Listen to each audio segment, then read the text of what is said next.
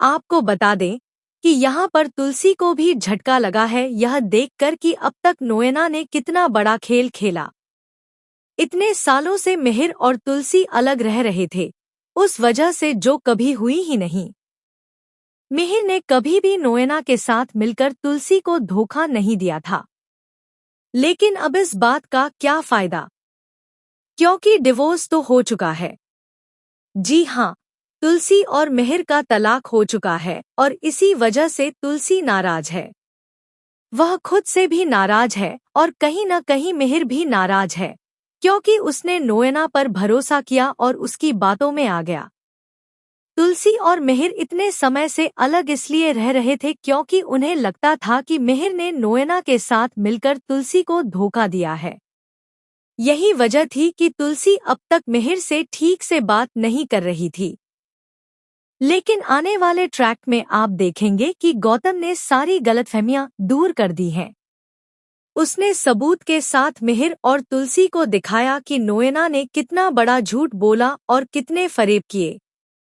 वह बड़े घमंड के साथ वीरानी हाउस में रह रही थी, जैसे मानो उस पर उसका हक हो, जबकि हक उसका था ही नहीं, क्योंकि यह सारा खेल उसने बड़ी चालाकी से खेला था। लेकिन उसकी सजा उसे मिल रही है। उसने एक अच्छे रिश्ते को बर्बाद किया और इतना बड़ा झूठ बोला।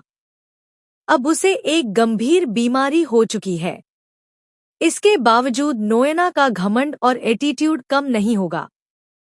ऐसे में तुलसी उसे करारा जवाब देने वाली है।